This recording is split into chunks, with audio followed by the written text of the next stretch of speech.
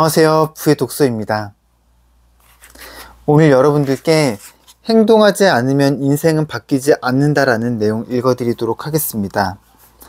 매일 행복하고 희망적인 생각만 할 수 있다면 좋겠지만 사람인지라 마음 한구석에 부정적인 감정이나 두려움과 걱정이 슬며시 자라기 마련이다. 긍정적인 기대의 반대쪽에는 실패에 대한 두려움이 자리 잡고 있다. 특히 당신이 세일즈 매니저처럼 누군가에게 무엇을 제안해야 하는 작업에 종사하고 있다면 두려움과 걱정을 물리치는 방법이 꼭 필요할 것이다. 많은 세일즈맨들이 처음 일을 시작할 때 고객의 거절을 두려워 전화를 걸거나 만나는 일에 주춤한다. 실제로 판촉 전화를 걸면 관심도 없고 바쁘다며 쏘아붙이고 끊어버리는 사람들이 꽤 많다. 거절을 당하면 하루 종일 곱씹게 된다. 전화를 들 때마다 이번에도 고객이 무례하게 나오겠지? 이렇게 생각하고 어떻게 대처해야 할까라는 걱정이 들고 이 과정이 반복되면 전화에 대한 두려움이 커지다 못해 아예 수화기를 들지 못하는 지경에 이르기도 한다. 대다수의 세일즈맨이 일을 그만두는 이유는 엄밀히 따지면 성공하지 못해서가 아니라 거절을 능숙하게 받아 넘기지 못하기 때문이다. 과연 거절을 막는 방법은 무엇일까? 거절은 당신이 거절을 당할 것이라고 예상하기 때문에 일어난다는 사실을 깨달으면 간단히 막을 수 있다. 내 강연을 들은 세일즈의 성공한 영상 메시지를 보내왔던 휴대폰 판매원이 있었다. 그는 10번, 20번, 50번 거절당하자 분명 다른 이에게도 거절당하리라 생각했었다. 단지 세일즈를 거절당했을 뿐인데 자기 자신이 거절당한 것 같은 기분에 자신의 능력을 의심하며 부정적인 감정에 천착해 있었다. 강연을 듣고 자아 개념을 올바로 세우는 자존감이 중요하다는 메시지를 그는 이해하고 매일 아침 나는 내가 참 좋아 라는 말을 되뇌었다.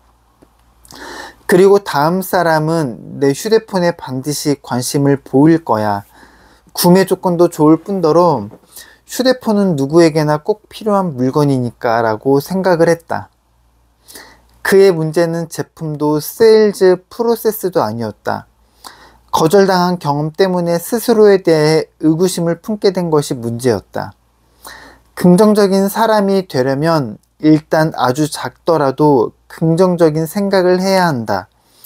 산을 오르고 싶으면 실제로 산을 오르면 되는 것처럼 단순한 이치다.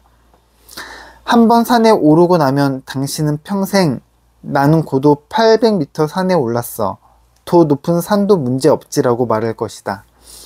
할 수 있다는 믿음과 자신감이 생기는 것이다. 저명한 심리학자 마틴 셀리그만을 비롯해 여러 학자들이 정립해가고 있는 긍정심리학에도 같은 이야기를 한다. 긍정심리학은 지난 20세기 동안 정신의학자들이 지그문트 프로이트 등의 영향으로 인간 내면의 부정적인 면에만 몰입한 경향에 대해 반성으로 마음을 밝은 면을 규명해 복돋으려는 심리학의 새로운 분야다. 긍정심리학자들은 행복을 느끼는 정도는 유전적으로 결정되기도 하지만 한두 가지 유전자가 좌우하는 것이 아니며 후천적으로 개발할 수 있다고 강조한다. 밝은 마음과 생각을 지니도록 훈련하는 것도 그중 하나이다. 세상에는 당신이 손쉽게 조절할 수 있는 것은 딱 하나, 당신의 생각이다. 만약 당신이 원하는 것을 열심히 상상하고 스스로 좋은 사람이라고 자부심을 갖고 성공과 성취에 도전한다면 당신은 분명한 성과를 낼 것이다. 생각하라 그리고 부자가 되어라를 쓴 베스트셀러 작가 나폴레온 힐은 마음으로 상상하고 믿을 수 있는 것이라면 무엇이든 성취할 수 있다는 사실을 기억하라 라고 말했다. 그의 말은 전 세계의 수백만 명 인생을 완전히 바꾸어 놓았다. 긍정적인 믿음은 힘이 세다. 단 당신이 끊임없이 노력한다는 전제하에 말이다. 말을 잘하고 싶은 사람이 있다고 가정해보자. 그는 회사에서 승진하고 중간 관리자가 되어 부하 직원들과 대화를 나눌 일이 많아졌지만 스스로 언변이 부족하다고 생각해 겁먹고 있다. 그가 말을 잘하려면 어떻게 해야 할까? 조리 있게 말할 능력이 있다는 믿음만으로 능숙하게 대화를 이끌어 갈 수 있을까? 얼토당토 않는 말이다. 긍정적인 믿음은 반드시 행동을 수반해야 된다. 간혹 긍정적인 생각은 모든 기회를 여는 마스터키로 받아들이면서 몸은 전혀 움직이지 않는 사람들도 있다. 이는 핵심 메시지를 크게 오독한 것이다. 말을 잘하고 싶다면 가능한 한 많은 자리에서 연습해 보아야 한다. 사실 대다수의 사람들은 제각기 뛰어난 말재주가 있어 편한 친구와 있을 때나 가족 앞에서 유창하게 분명하게 말한다. 이때 주변인들 반응도 좋다. 당신과 눈을 맞추고 웃고 고개를 끄덕인다. 농담을 건네기도 하면서 편안하고 유쾌한 분위기를 만들어진다. 대상과 장소가 어디든 성공 경험이 있다면 회사에서도 얼마든지 사석에서 말하는 것처럼 능숙하고 자신감 있게 말할 수 있다. 이런 식으로 연습해 보라. 주변 동료를 저녁 식탁에 둘러앉은 가족이라고 생각하며 말을 건네는 것이다. 또는 친구에게 최근에 개봉한 영화에 대해 이야기한다고 상상해 보라. 이 영화 개봉했던데 혹시 보셨나요? 아니요? 아직이요. 보셨나요? 네. 저는 어제 봤는데 정말 재밌더라고요. 영화가 어떻게 시작하냐면 어려울 것 없지 않은가? 다만 당신이 믿지 않거나 전혀 관심이 없는 주제를 꺼내는 것은 추천하지 않는다. 말을 하면서 당신의 감정이 자연스럽게 사람들에게 전해질 것이기 때문이다. 엘버트 하버드는 미국을 대표하는 뛰어난 작가다.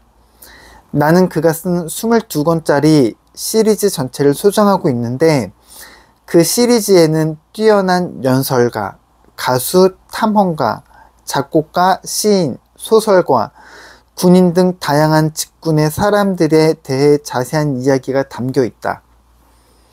이 시리즈뿐 아니라 많은 저서를 남긴 하버드는 워낙 다작하는 작가로 자신의 책에 인쇄하기 위해 직접 인쇄기를 마련할 정도였다.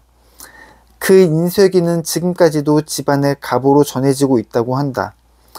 어느 날 사람들이 그에게 물었다. 하버드 씨, 저도 당신처럼 훌륭한 작가가 되고 싶습니다. 비결이 무엇인가요? 그가 말했다. 특별한 비결이란 게 있을까요? 그저 쓰고 또 쓰면 됩니다. 연습과 훈련 없이 생각만으로 원하는 것을 얻으려는 것은 도둑놈 심보에 가깝다. 글을 잘 쓰려면 자주 써보아야 하고 사람들 앞에서 두려움 없이 말하려면 실제로 사람들 앞에서 말해 보아야 한다.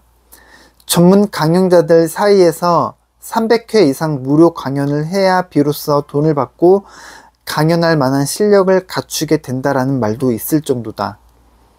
유명한 동기부여 전문가이자 세계적인 역설가인 지그 지글러조차도 자사 직원을 대상으로 300회의 강연을 하고 나서야 유료 강연에 초빙받기 시작했다는 사실을 기억하라. 나 역시 5,000회 이상의 강연을 한 사람으로서 말하는 법에 대해 약간 팁을 더 주고 넘어가고자 한다. 말하기 전에는 미리 계획을 세우고 준비해야 한다. 말하기에는 항상 시작, 중간, 끝이 있다. 상대방에게 흥미를 이끌어낼 주제로 이야기를 시작하고 본론으로 넘어가 3가지 요점을 전달한 뒤 정리하며 마무리하면 된다. 예를 들어 이런 식으로 끝맺는 것이다. 제가 이 경험에서 얻은 가장 큰 교훈은 사람이 중요하다는 것입니다. 이 사실을 여러분도 인생의 매 순간에 기억한다면 좋겠습니다. 행운을 빕니다. 아주 평범하고 간결한 말이다. 오늘 행동하지 않으면 인생은 바뀌지 않는다라는 내용 읽어드렸는데요. 결국에는 말도 중요하지만 행동입니다. 여러분께서 내가 생각한 거를, 계획한 일을 얼마나 행동하고 있는지, 그것이 여러분의 성공의 관건이 될 것입니다. 오늘도 여러분의 성공을 응원하겠습니다. 끝까지 시청해 주셔서 감사합니다.